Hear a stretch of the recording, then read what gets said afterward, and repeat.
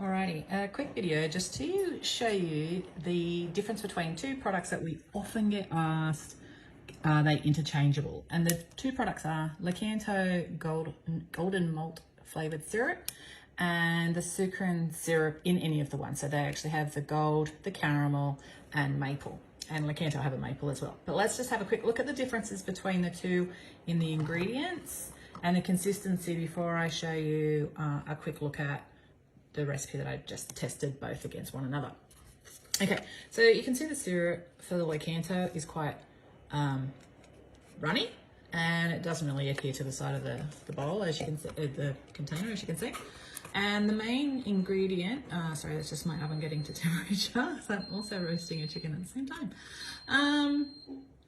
So the main ingredient in the syrup, I am surmising, because when I studied food standards and nutrition, they should have been listed in the order that is the main ingredient, is water in the Lakanto syrup. And then it's got a monk fruit golden sweetener, erythritol, monk fruit extract, glycerol, blah, blah, blah. Okay, so that's that one.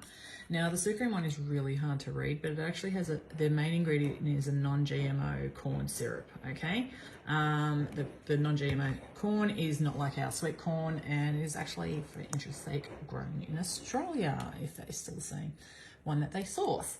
But anyway, that's the two syrups. You can also see, I'll just grab another one here that's got some out of the bottle.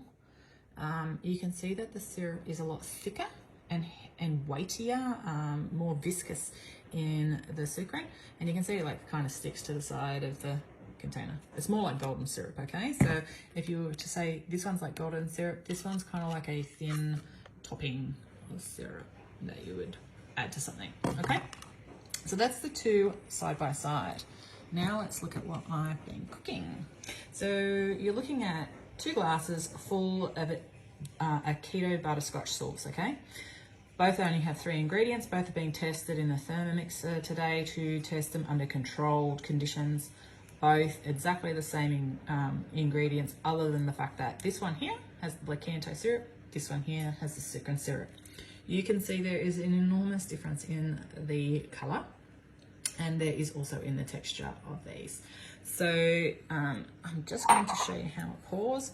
So here we go, we've got the Sukrin one. You can see it's actually got like a little bit of skin on the top, but it won't crystallize. So being a liquid sweetener, it actually stays in the liquid state. So even if refrigerated, you don't get those crunchy bits, okay? So that is a nice thick butterscotch sauce, and you can even see it here in this one. I just did a video and then something weird happened with my phone. And this one is the Lakanto one. And you can still see that it's a nice thick sauce, but obviously not the way we're used to seeing a toffee or butterscotch sauce, okay? So in saying that, they both work in this recipe, which is just butter, the syrup, and cream. But you can definitely see that this one, even before I added the cream, it was this white color, okay? So when it heated, it didn't go dark. And it didn't thicken the same. So like this one is still like a thick caramelly sauce, where this is like a thick sauce, if you get my drift. When a caramel's like thick and glossy and viscous, where this is just like a really thick creamy sauce. But both will work in your cake. They just won't look quite the same. You can always color that one. But anyway, that is the difference between Lakanto and Sukrin in a low carb butterscotch sauce. Now, in saying that, you can, I just touched a little bit on using a different kind of sweetener, so as in that might crystallize, and that's like your brown sweetener. So if you use, say, a Natvia brown, the Lakanto golden sweetener, or even Sukrin's gold sweetener as well, in the granular sweeteners, they will recrystallize when they set. So if you do make a sauce like these with a granular sweetener, they other than allulose or xylitol, they will recrystallize when they cool.